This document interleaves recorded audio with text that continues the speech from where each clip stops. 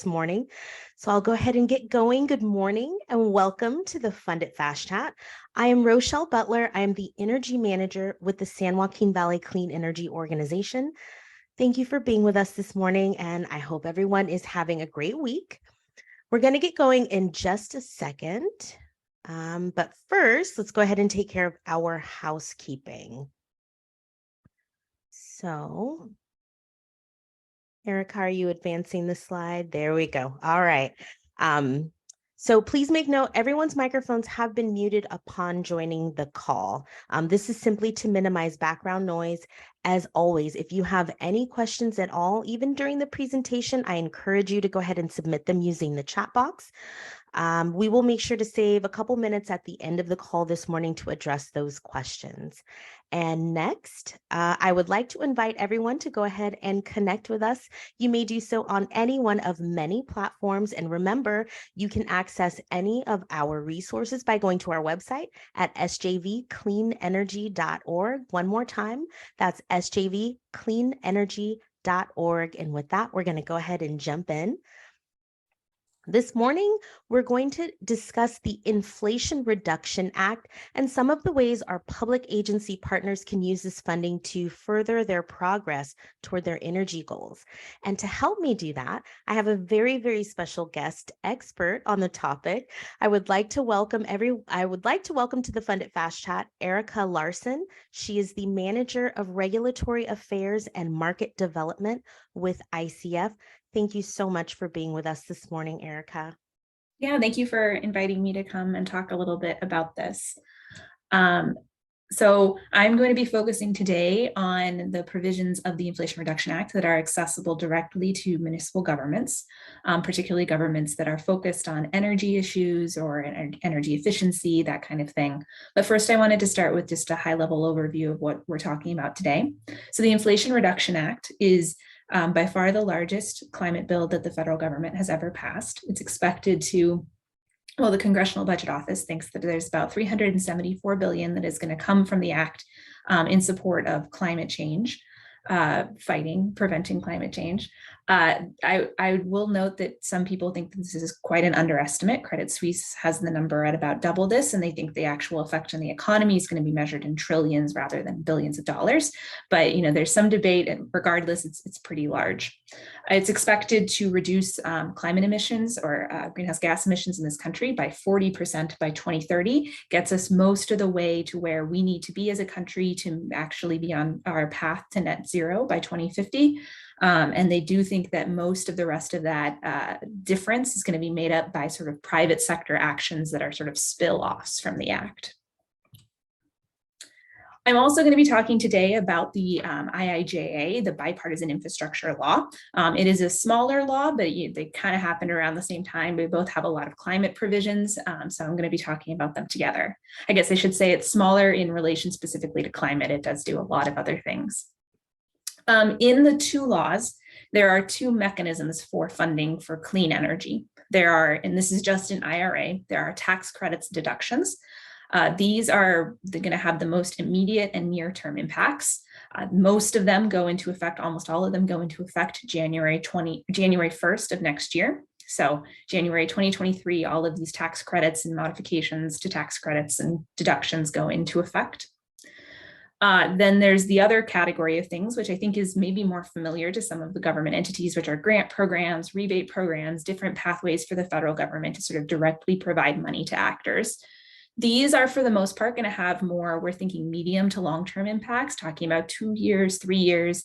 There's just a lot in both acts. The federal government, the agencies that are charged with this have many things that they are trying to take care of all at the same time. It's going to just take them a little bit of time to stand up these grant programs and start getting the money out the door.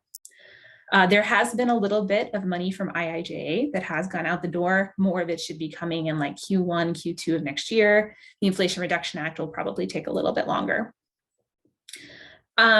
as I'm talking through these provisions, every provision in both bills has a lot of very specific requirements, but there's sort of 4 themes that are useful to keep in mind that are come up over and over again in both acts. So the first one is community impact. And what I mean by that is provisions that are specific to low-income households, disadvantaged communities, and communities that have been particularly negatively affected by climate, the transition away from fossil fuels. So we're talking about communities where maybe a coal plant has closed or a coal mine and they're facing unemployment. Second thing to keep in mind are domestic manufacturing requirements. Those come up more with some of the renewable provisions and also some of the EV provisions, but they are very pervasive in the Inflation Reduction Act. GHG scaling is the third one. Obviously, the point of both provisions in both laws is greenhouse gas reductions. But what I really mean here is sort of complicated program design. So what, previously they maybe had a tax credit that you do a certain thing, you get a certain amount of money, and that's it. Pretty simple. Now they may do something where you get this amount of reduction, you get a certain amount of money, but for every additional percentage of reduction, you get an additional amount of money. So they've sort of made for more complicated, scales in order to try to maximize what people achieve. And then the last thing to keep in mind is labor requirements. And these are really prominent throughout the Inflation Reduction Act. Requirements to pay prevailing wages, requirements to satisfy apprenticeships. Many times this is structured as a 5 times multiplier on a credit or a deduction amount. So really to maximize the value, these labor requirements are very important. Quickly, here's the timeline of the acts. So November 2021 is when we had the IIJA pass. August of this year was the Inflation Reduction Act. Some of that IIJA money is starting to get out the door. The biggest one was NEVI funding. That's the biggest one that's come out so far, and that's for electric vehicle infrastructure, went to the states. We're expecting more of that money to start coming in the next few months. As I noted, tax credits go into effect January 1. And then some of the bigger grant programs, we're really not expecting them to come out until late 23 or even later. This is I'm not going to go over everything on this slide, but here's sort of the list of tax credits and deductions to be aware of in the space of energy efficiency, EVs, and greenhouse gases. The 3 I'll talk about are the ones that I think are most relevant to municipal governments. So under energy efficiency, there is a deduction, which is for commercial buildings. Previously, this wasn't super accessible to local governments because you don't pay taxes, but there is a provision in this one now that allows local governments all over the country, really any nonprofit, to give this deduction to a designer of the building. So if you are doing a new municipal building, you can sort of pass on the benefit to the designer and negotiate for maybe a reduced price on the building because they're going to get that tax benefit. Previously, that was only available to federal government entities, but now it's more open. Also, the amount is just much higher. This one, my understanding is it didn't really move things very much because it was $1.88 per square foot.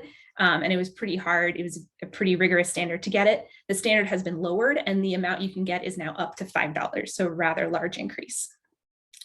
Under electric vehicles, we've got new commercial electric vehicle tax credits. These are eligible for direct pay to municipal governments. So if you are doing a fleet changeover, you can access this credit directly and receive payment from the IRS. Same thing is true for charging infrastructure credits. So if you're building charging infrastructure publicly, you can get a direct payment of a tax credit. Again, not going to go over everything on this slide because we definitely don't have time in a fast chat. But the blue ones up here are the ones that are accessible directly to municipal governments. There is a $5 billion grant for charging and fueling infrastructure, so particularly for EV infrastructure that you can apply for under IJA. A $3 billion grant for technologies for grid flexibility. There's several programs focused on energy efficiency that are a little bit smaller. And I think I'm going to go ahead and jump from here to the next slide because I believe I have some additional details. So here is $2.5 billion that is actually accessible. It's a total $5 billion grant program, but 2.5 of it could go to municipal governments. It would fund up to 80% of the cost of EV infrastructure. There's a $1 billion program for heavy duty EVs. So you could both get the tax credit, the benefit of the tax credit as a direct payment, and also apply for this grant program if you're doing a fleet switchover. $1 billion available for adopting advanced building codes. So if you're interested in a municipality of doing some sort of code work, most of this funding is set aside for the Net Zero Energy Code under the International Energy Conservation Code. It's a pretty rigorous standard, but I know that in California, some of you are really going to that rigorous standard, so that might be interesting to some of you. Energy efficiency block grants, probably a program you're familiar with, additional money for that. There's a big program, it's $27 billion. At least $7 billion of that is accessible to municipal governments. This is money to redistribute as grants and loans for a broad array of sustainability things: renewable energy, water conservation, energy efficiency, lots of stuff. And then finally, there's a program for grid flexibility. This could fund like smart thermostat programs or other things that are both going to provide conservation and help keep the grid more stable. So this is my last slide, some takeaways for you to walk away with. If you keep anything in mind, I want you to keep these things in mind. So first, I've talked mostly today about some of these direct funding opportunities. There's a lot for municipal governments, probably going to have to think about and prioritize which, if any of these, you want to go for.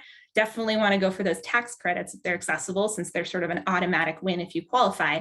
But some of the grant programs, you'll have to think through which applications you want to actually fill out. Second thing to keep in mind, and I know I went through them so quickly, you just saw them on the slide, but there are a lot of programs that are going to be affecting your citizens in your communities. It's going to be money coming from your state government, money coming from the federal government to other entities. It's really just going to be a sea change on this whole energy efficiency infrastructure. And I think you, along with utilities, along with all people who are working in this energy space, are going to have to think through how to adjust your programs, how you want to position yourselves in light of all this additional funding that is coming to other folks. And then finally, a big part of this act is transitioning from our traditional sources of electricity generation to clean sources, which changes a lot of things in energy efficiency and across the board. And these are going to be longer term, like 10-year changes, but it's important to think about, what is the time value of savings, and what is, the GHG reduction if we have so much of our energy now coming from solar at certain points of the day. So that's the third and maybe hardest thing to leave you with. And with that, I'll turn it back over to Rochelle. Awesome. Thank you so much. I would like to thank Erica so much for taking the time to be with us this morning and for kind of walking us through such a massive topic.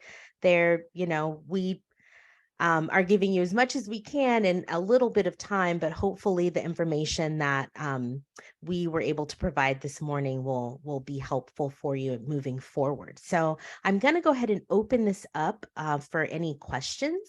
If anyone has any questions, feel free to go ahead and drop them into the chat now. Or you can go ahead and unmute yourself and, you can ask your question in person. So while folks are working on submitting their questions or thinking about their questions, I would just like to remind everyone to please look out for our follow-up email later on today. That email will have a link to the recording of this Funded Fast Chat, as well as links to other relevant information from our discussion this morning. I'm going to go ahead and take another peek. It looks like I do have a question from Miko. Will we get a copy of the slides? We will provide a recording to the presentation, but if you would like just the slides themselves, I believe we can distribute those. Is that okay with you, Erica? That's fine with me. Yeah. Okay, wonderful. Yeah, I absolutely will provide those for you. We have any other questions from the chat box this morning?